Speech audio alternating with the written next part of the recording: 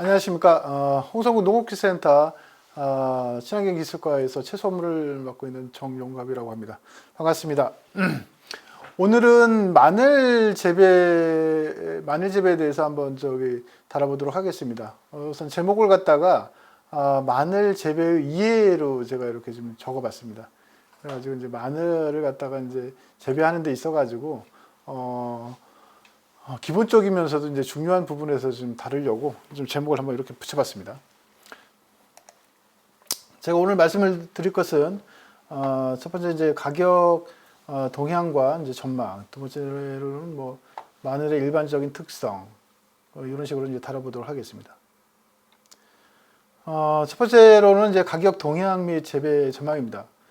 작년도에 이제 마늘을 보면은 이제 초기에는 이제 그 전년도보다 이제 재배 면적이 많아가지고 또 작황도 좋을 것이라고 봐가지고 초기에 현지 포장해서 이제 갈아엎는 어떤 그런 상황도 있었지만 결과적으로 보면은 이제 비도 자주 오고 나중에 이제 수확을 해보니까 생산량이 이제 줄면서 가격은 초반에는 낮았지만 그 뒤로 가면서 점점 가격이 높아졌습니다. 그래가지고 최근에도 지금 가격이 괜찮습니다. 그러다 보니까 이제 그런데 이제 내년도에 어떤 재배 전망을 보면은 2020년보다는 좀 면적은 줄 것으로 보고 있습니다. 그리고 원인이 왜 그러냐면 그 난지 마늘에 비해서 이제 한지 마늘 같은 경우 저희 육족 재래종이죠. 이제 요거에 대해서는 후반부에 이제 난지 마늘이 가격이 좋았던 반면에 비해서 한지 마늘은 그렇게 계속 가격이 좋진 않았습니다. 그러다 보니까 이제 재배 면적이 좀 줄 것으로 지금 보고 있고요. 그다음에 그 난지 마늘도 이제 후반부에 이제 가격이 높게 형성이 되면서 씨마늘을 갖다가 이제 구입을 하고 하는 데 있어 가지고 좀 부담이 되는 것 같습니다. 그러면서 이제 전체적으로 면적은 좀 줄 것으로 지금 보고 있습니다. 다음으로는 이제 마늘의 일반적인 이제 특성부터 이제 말씀을 드리도록 하겠습니다. 우선 마늘이 재배가 잘 되는 온도는 적정 온도는 18도에서 20도입니다. 그래서 이제 이 마늘이 이제 보면은 그 한지 마늘과 이제 난지 마늘로 구분이 되는데요. 그 이제 한지 마늘은 저온 요구도가 이제 높은 그런 마늘이에요. 그래서 저희 이제 재래종이고 이제 난지 마늘은 이제 외래종, 그 대서종이랑 이제 남도 마늘을 갖다 지금 국내에서 재배를 많이 하고 있는데요. 이거 같은 경우는 이제 저온 요구도가 이제 크진 않죠. 그러다 보니까 이제 좀 저온에 좀 약한 그런 경향을 보이고 있습니다. 그래서 이제 난지 마늘은 그 남부지방에서 이제 따뜻한 지역에서 좀 주로 심고 한지 마늘은 중북부 지역에서 지금 재배가 이루어지고 있습니다. 지금 올해 지금 보면은 지금 겨울에 지금 날씨가 많이 지금 온도가 많이 낮은데요. 이게 동해 피해를 받을 수도 있습니다. 그래서 동해를 받을 수 있는 온도는 지금 마이너스 7도로 지금 보고 있거든요. 그래서 이제 올해 이제 부직포를 덮은 데는 그나마 낫겠지만 이제 부직포나 비닐 같은 거를 덮지 않은 포장 같은 경우는 동해 피해가 예상되고 있습니다. 그 다음에 이제 이 마늘 자체는 기온이 이제 25도 이상이 돼버리면 이제 생육이 멈춥니다. 그런 특성을 지금 보이고 있습니다. 그 다음에 난지 마늘은 쪽 분화가 3월 중순경에 이루어지고요. 구비대기는 4월 상순 이후, 그 다음에 추대는 4월 하순 이후에 이루어지고 비대 종기는 이제 5월 달에 이제 구비대가 이제 종기가 이제 끝납니다. 그러면서 이제 5월, 6월에는 그 마늘이 그 전에 이제 잎이나 어떤 그 줄기 쪽에 저장되어 있던 그런 양분이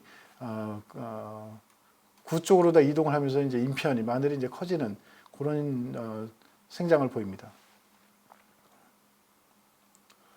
요거는 지금 그 마늘을 처음에 이렇게 보면은 이제 그 인편이 이제 형성되는 거를 저희가 이제 그 초기에 그 현미경을 가지고 이렇게 지금 저희가 찍은 겁니다. 여기서 이제 저기 이렇게 까가지고 이게 저희가 이제 촬영을 좀 한 건데 이게 보면은 요게 이제 그 마늘 그 대 주변으로다가 이게 보면 이가 나듯이 이게 조금씩 올라오더라고요. 그렇게 되면서 이제 요게 점점 이제 비대가 되는 이런 형태를 보이더라고요.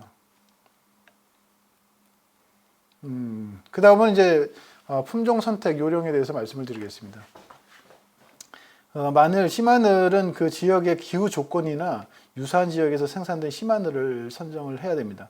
아까 말씀을 드렸듯이 이제 한지 마늘은 그 만약에 이제 한지형 마늘을 갖다가 이제 따뜻한 지역, 그 난지 재배를 할 경우에는 그 저온 요구를 갖다가 이제 충족을 못 합니다. 그러다 보면 이 한지 마늘은 뭐냐면 저온을 충분히 겪어야지만 구가 비대가 충분히 이루어질 수가 있고, 그 다음에 쪽 분화도 잘 이루어질 수 있습니다. 그런데 그 난지 지역에다가 한지 마늘을 갖다 심으면은 저온 요구도가 불충분하되면서 구 비대가 작아지는, 결과적으로 이제 수량이 줄어드는 결과가 있고요. 그 다음에 난지 마늘을 갖다가 그 추운 지역 한지 재배를 할 경우에는 이거 같은 경우는 이제 그 추위에 동해 피해를 받아가지고 생육이 이제 저조하거나 이제 수량이 감소할 수 있습니다. 그러다 보니까 이제 요 그 마늘 품종을 선택할 때는 그런 그 기후 조건을 갖다가 보시고서 판단을 하셔야 됩니다. 그리고 이제 그 남부 지역에서 보면 이제 풋마늘이랑 이제 햇마늘 이런 것도 이제 조기 수확을 통해서 이제 판매가 이루어지는데, 이런 것 같은 경우는 이제 난지 마늘을 갖다가 이제 좀 일찍 파종을 해가지고 이제 조기 이제 출하를 하는 그런 마늘이거든요. 요거 할 때는 이제 난지형 마늘을 이제 쓰게 되는 겁니다. 그래서 이제 말씀을 드렸듯이 난지형 마늘은 이제 저희 그 재래종 육종 마늘입니다. 이건 내용을 이렇게 좀 보시면 되고요. 계속 말씀을 드렸죠. 그래서 요거는 매운맛이 좀 그 강하고요. 그 다음에 저장성이 지금 강합니다. 난지 마늘에 비해서 이제 저장성이 강하죠. 그 다음에 또 지금 난지 마늘이랑 비교해가지고 보면은 휴면 그 기간이 좀 길어요. 휴면 기간이 길다는 얘기는 뭐냐면 마늘을 갖다가 이제 수확하고 나면 그 싹이 나오기까지의 그 기간이 좀 길다라는 거예요. 난지 마늘에 비해서. 그래서 난지 마늘은 7월 하순 부터 8월 초 정도면은 이제 휴면이 타파가 돼가지고 이제 싹이 이제 나기 시작하는데, 이 한지 마늘 같은 경우는 이제 8월 하순까지 돼야지 이제 휴면이 타파돼가지고 이제 싹이 나올 수 있습니다. 그리고 또 이제 한지 마늘은 난지 마늘과 좀 차이가 뭐냐면, 먼저 이제 그 뿌리가 나요. 뿌리가 나고 나서 그 다음에 어떤 그 월동을 지난 다음에 그 이제 잎이 나오거든요. 근데 이제 난지 마늘은 그렇지 않죠. 이제 뿌리가 나옴과 동시에 또 다시 잎이 나오면서, 그래서 월동 전에 난지 마늘 같은 경우는 잎이 어느 정도 이제 큰 다음에 이제 월동을 들어가거든요. 근데 한지 마늘은 이제 겨울을 나고 나서 이제 봄에 이제 그때 이제 그 잎이 나와서 이제 크는 형태를 보입니다. 이게 이제 그 난지 마늘입니다. 그래서 요거는 지금 한지 마늘에 비해서 이제 수량성이 많습니다. 그래서 뭐 나머지 특성은 제가 앞에서 이제 말씀을 드렸죠. 이거 유의미를 참조하시면 될 것 같습니다. 그 다음에 이제 저희가 이제 말씀드릴 것은 이게 홍산 마늘입니다. 이게 홍산 마늘은 농촌진흥청에서 이제 육종한 국내 신품종입니다. 그래서 이게 2017년도에 이제 국내 이제 시범 사업을 통해서 이제 보급이 돼가지고요. 이제 저희 홍성군에 지금 이게 지역 특화작목으로 육성하기 위해서 지금 저희 농업기술센터, 그다음에 농업인 생산단체랑 같이 열심히 해가지고 지금 지역 특화작목, 소득작목으로 지금 육성해 나가고 있습니다. 이 홍산 마늘의 특성은 뭐냐면, 앞에서 말씀드렸던 한지 마늘과 난지 마늘의 어떤 단점을 갖다 다 보완을 할 수 있는 그런 특성을 가지고 있습니다. 그래서 이 홍산 마늘은 전국 어디서나 이게 재배가 가능합니다. 그래서 제주도부터 강원도까지 재배가 가능합니다. 그래서 이제 추위에 강하기 때문에 제주도도 재배가 가능하고, 그다음에 어떤 그런 저온의 어떤 둔감한 어떤 그런 특성을 지금 보이고 있습니다. 그러다 보니까 제주도에서 재배를 하더라도 그 수량이 이렇게 줄지를 않습니다. 그래서 이제 수량은 대서종보다는 조금 작지만 그 한지 마늘, 남도 마늘보다는 수량성이 높습니다. 그리고 또 이거는 그 크기에 비해서는 그 인편수가 작습니다. 그러다 보니까 하나의 그 마늘을 깠을 때 하나의 그 인편을 보면 인편이 상대적으로 이제 큰 특성을 좀 보입니다. 그러다 보니까 뭐 이제 슬라이스를 한다거나 아니면은 뭐 이제 양념용 어떤 그런 채소로 사용할 때는 좋은 어떤 마늘이라고 볼 수 있습니다. 조그만 이제 마늘을 다듬어도 많은 양이 나오기 때문에 주부들이 좋아할 수 있는 그런 마늘이라고 볼 수 있겠습니다. 그리고 이 마늘의 또 큰 특성은 뭐냐면 그 클로로필 성분이 어떤 다른 마늘에 비해서 3배에서 많게는 뭐 6배 정도 이렇게 높은 그 클로로필 성분을 가지고 있습니다. 그러다 보니까 잎편 끝에 그 초록색이 발현되는 그런 유전적 특성을 가지고 있습니다. 그래서 딱 까서 보면 얘는 다른 마늘과 다 비교가 되고요. 그다음에 그런 특성을 이용해 가지고 이제 외래종과 구별이 될 수 있는 그런 품종이라고 할 수 있겠습니다. 그리고 또 요 마늘은 또 가장 또 특성이 뭐냐면 요 뒤에서 보시면 이게 이제 수확 시기가 되면 이 뿌리 자체가 쉽게 끊어지는 그 특성을 가지고 있어요. 요건 이제 육종 마늘인데 요걸 이제 그렇다고 이제 이 뿌리 전체량이 작은 건 아니에요. 이게 이제 뿌리량은 많은데 나중에 수확 시기가 되면 이게 쉽게 끊어지는 그런 특성이 있더라고요. 그래서 다른 마늘은 그 수확할 때 이렇게 홈이나 삽을 이용해서 이제 그 캐야 되지만 이 홍산 마늘은 그냥 인력으로 그냥 이렇게 당기면 이렇게 쉽게 뽑히는 그런 특성입니다. 그러다 보니까 이제 고령화된 어떤 지금 농촌 사회에서는 적합한 품종이라고 저희가 볼 수 있습니다. 그래서 이제 이 마늘을 갖다 이렇게 까서 이렇게 보면 이렇게 이제 홍산 마늘을 아까도 말씀드렸듯이 이제 파란색이 그 이제 고지혈증이나 어떤 그 항암 효과가 있는 그 클로로필 성분입니다. 요게 많다 보니까 이제 이런 그 유전적 그 특성을 이제 나타내죠. 이런 게 있습니다. 그래서 그 마늘 크기를 봐도 이게 보면 이렇게 대서종이나 이런 마늘에 비해서 이 하나의 잎편이 좀 큰 특성을 좀 보입니다. 토양 관리는 어차피 그 고추랑 거의 비슷하니까 이제 그쪽 어떤 영상을 갖다 이렇게 참고하시면 될 것 같아요. 마늘에서도 이제 중요한 게 이제 그 저희가 이제 그 센터에서 이제 토양 분석을 해주니까 이제 마늘을 그 심기 전에 그 토양을 갖다가 이제 떠다가 우리 센터에 맡기시면 그에 대해서 이제 12 처방전이 나옵니다. 그거에 따라서 이제 토양을 갖다가 이제 개량을 하시고 그다음에 뭐 기비를 내시고 이제 추비를 내시면서 이렇게 관리를 하면은 더 쉽다고 할 수 있겠습니다. 그리고 이제 마늘이 다른 마늘에 비해서 이제 석회의 어떤 요구도가 이제 높아요. 그래서 석회를 충분히 줘야지 어떤 저장성이나 어떤 나중에 어떤 병해충에 대해서도 이제 강한 그런 모습을 보이거든요. 그래서 석회를 갖다가 토양 분석을 통해 가지고 이제 지속적으로 넣어주는 게 이제 중요하다라고 할 수 있겠습니다. 그래서 이제 최근 들어가지고 이제 마늘 재배 과정에서 이제 병이 많이 발생되는 경우가 좀 많은데 그게 왜 그러냐면 그 토양 산도가 자꾸만 그 산성 쪽으로 다 이렇게 치우치는 거예요. 여기 석회를 넣어가지고 중성 쪽으로 다 이렇게 어느 토양 개량을 통해 가지고 재배가 이루어져야 되는데 그런 부분이 안 이루어지다 보니까 토양이 자꾸만 이쪽 산성 쪽으로 가다 보니까 여러 가지 병이 발생되고 생육이 안 좋은 그런 특성이 이제 나오는 거죠. 그 다음에 또 한 가지 원인을 보면은 충분히 유기물을 이렇게 넣어줘야 되는데 유기물을 갖다가 지속적으로 이제 안 넣어주는 거예요. 그러다 보니까 이제 전체적인 생산량이 점점 줄고 병대로 발생되고 이런 특성을 지금 보이는 거예요. 그래서 토양을 갖다 관리를 하는 게 고추뿐만 아니라 이 마늘도 정말 중요합니다. 그래서 요게 이제 다른 부분보다는 이제 그 산도에 대해서만 간단하게 말씀을 드리고 토양 부분은 넘어가도록 하겠습니다. 그래서 이제 우리 이제 마늘도 마찬가지로 이제 6.5 pH 6.5에서 가장 좋은 어떤 생육 상태를 보인다고 할 수 있습니다. 그런데 여기에다가 이제 석회를 안 두고 계속 재배를 하다 보면 이 토양은 점점 이 산성 쪽으로 가요. 그래서 석회를 안 넣어주다 보면 이제 5.3 뭐 이 정도로 이제 쭉 떨어지는 거예요. 그러니까 이런 상태에서 이제 마늘을 재배하다 보면은 이 마늘 뿌리에 독이 될 수 있는 알루미늄이랑 그런 망간, 아연 이런 게 이제 흘러나와가지고 뿌리에 이제 독으로 작용하게 되고, 그 다음에 여기 인성분은 뭐 알루미늄 처리랑 이게 불용화돼가지고 이제 작물이 이용을 못하게 되고, 그 다음에 이제 여기서 보면 이제 나머지 성분도 이제 그 유효도가 떨어지는 거예요. 그러다 보니까 점점 수량도 줄고 어떤 재배하는데 여러 가지 이제 어려움이 발생되는 거예요. 그래서 하여튼 토양 분석을 통해 가지고 토양 산도를 맞춰주고 나머지도 마찬가지로 그거에 맞춰서 이렇게 관리를 하는 게 가장 기본적이고 그 다음에 가장 중요하다라고 말씀을 드릴 수 있겠습니다. 그 다음에 이제 마늘이 이제 그 양분을 갖다가 이제 흡수를 통해 가지고 어떻게 비대가 되는지 요거를 좀 이해를 하면은 마늘을 갖다가 이제 그 시기별로다가 어떻게 내가 관리를 해야 될지에 대한 어떤 좀 이해를 하는 데 있어서 도움이 될 거예요.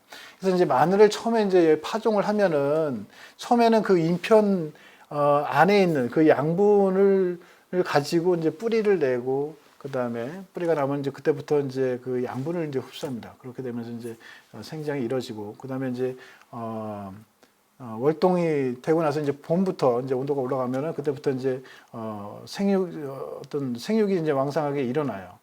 그러면서 이제 거기서 이제 어떤 마늘 이제 쪽이 분화가 되면서 거기서 이제 그 추대가 이루어집니다. 추대가 이루어지고 그다음에 추대가 이제 얼추 끝나고 나면은 이제 비대가 이루어져요. 구의 어떤 비대가 이루어지는데 그 시기까지만 가면은 외부에서 양분 흡수하고 하는 걸 갖다 이제 멈추는 거예요. 그리고 이제 그때부터는 어떻게 되냐면 이제 잎에 있는 아니면은 줄기에 있는 양분이 이제 그 구 잇편 쪽으로 이제 내려가면서 구 비대가 이루어지는 거예요. 그렇기 때문에 구 비대가 이제 본격적으로 이루어지는 뭐 5월 하순 정도 중하순 정도까지는 뭐냐면 충분히 어떤 지상부의 엽이 신장이 충분히 일어날 수 있도록 관리해 주는 게 중요하다고 할 수 있겠습니다. 아까 말씀드렸듯이 이제 한지 마늘 같은 경우는 이제 그 저온을 갖다가 이제 충분히 겪어야지만 이제 구 비대가 이제 잘 이루어져요. 그리고 이제 그 0도에서 5도의 어떤 저온을 갖다 충분히 겪어야지만 이제 분화도 잘 일어나고 그런 특성을 가지고 있습니다. 그래서 이제 봄재배 같은 경우도 이제 가능한데 봄재배 같은 경우는 이제 좀 일찍 심어가지고 이제 저온을 어느 정도 겪으면 이제 쪽 분화가 일어나고 구 비대가 일어나지만 너무 좀 파종이 늦어져 버리면 저온을 갖다가 많이 겪지 않다 보니까 구 비대도 크게 일어나지 않고 쪽도 분화가 잘 일어나지 않는 거예요. 그래서 만약에 봄 재배를 한다면 가능한 한 좀 일찍 심어가지고 저온을 충분히 겪을 수 있도록 해주는 게 중요하다고 할 수 있겠습니다. 농어업인이 주인공입니다. 건강한 먹거리, 국민의 휴식 공간, 생명산업인 농어업.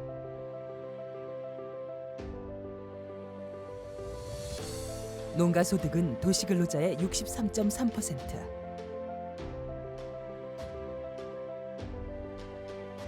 농업 소득은 20년째 제자리를 맴돌고 있습니다. 농가 인구의 감소와 고령화로 현재 89개의 시군 지역이 소멸 위기에 놓여 있습니다. 농어촌의 미래에 대한 위기와 불안감, 그리고 계속되는 농산물 수입 개방. 그러나 언제까지 갈등만 하며 언제까지 길거리 투쟁을 하시겠습니까?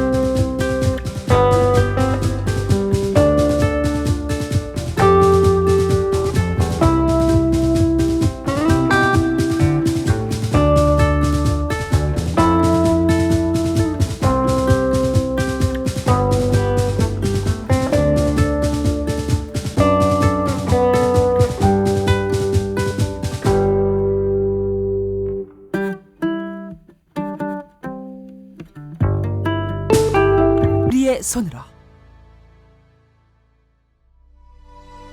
농어빈이 주인공입니다.